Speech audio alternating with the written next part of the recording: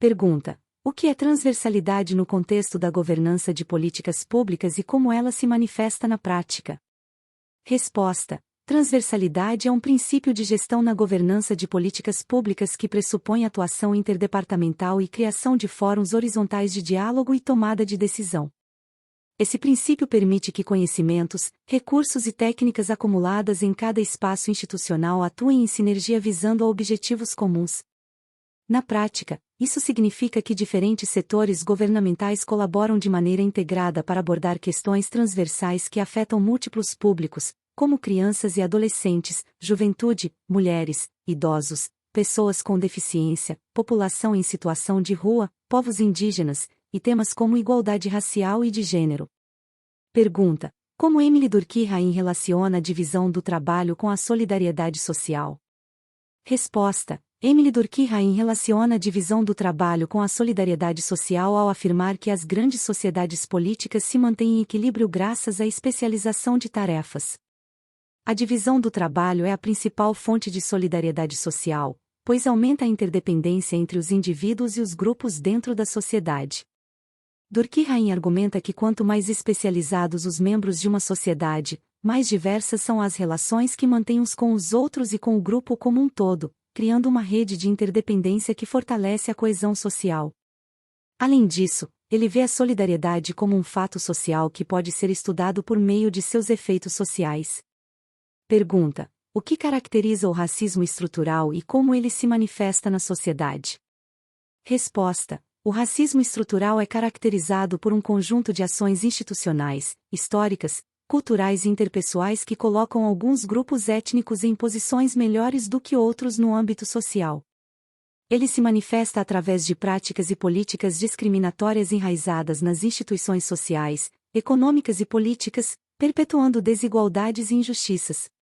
Diferente do racismo individual, que é direcionado de uma pessoa a outra, o racismo estrutural envolve sistemas inteiros que beneficiam certos grupos étnicos enquanto marginalizam outros, criando barreiras sistêmicas ao acesso a recursos, oportunidades e direitos.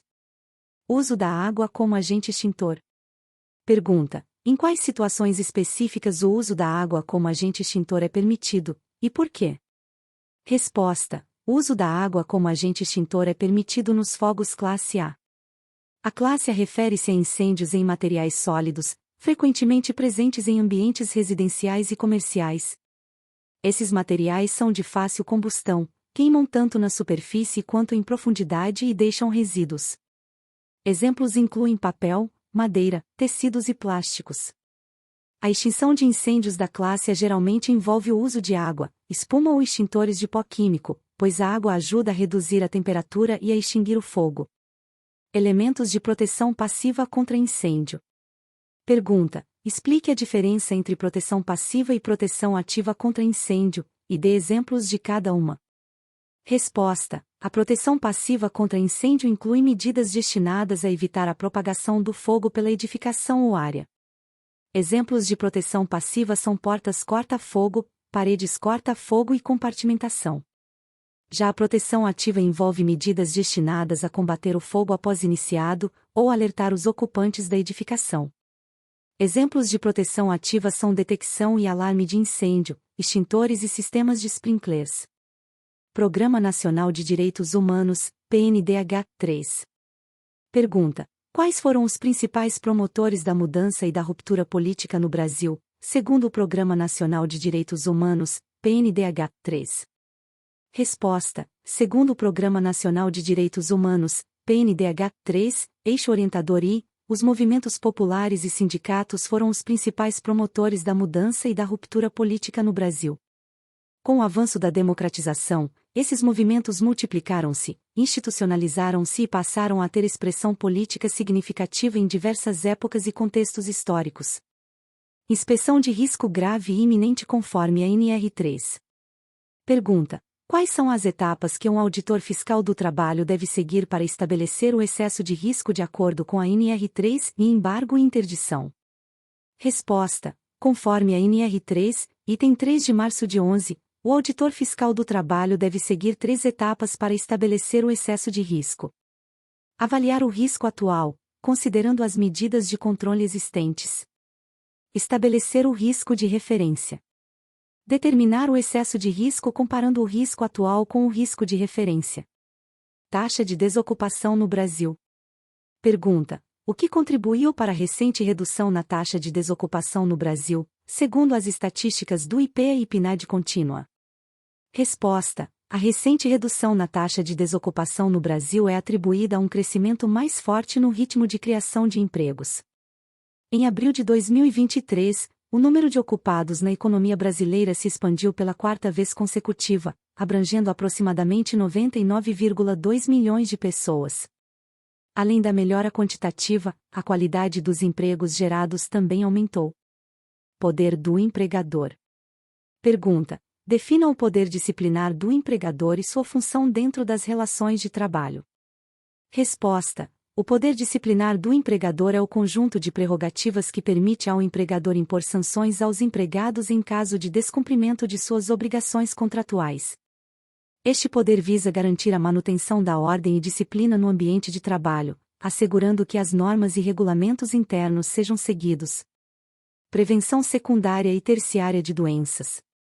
Pergunta: quais são exemplos de prevenção secundária e prevenção terciária de doenças? Resposta: exemplos de prevenção secundária incluem os exames periódicos para detecção precoce de casos, como mamografias ou exames de sangue para identificar doenças em estágios iniciais. Exemplos de prevenção terciária incluem a terapia ocupacional, que ajuda a limitar as incapacidades e melhorar a qualidade de vida dos pacientes que já sofrem de doenças crônicas ou sequelas de lesões. Vigilância em saúde do trabalhador. Pergunta: qual é o procedimento correto para notificar acidentes com exposição a material biológico no Sistema de Informação de Agravos de Notificação, SINA? Resposta: acidentes com exposição a material biológico devem ser notificados no Sistema de Informação de Agravos de Notificação, SINA, somente após a confirmação da relação com o trabalho, por meio da investigação epidemiológica.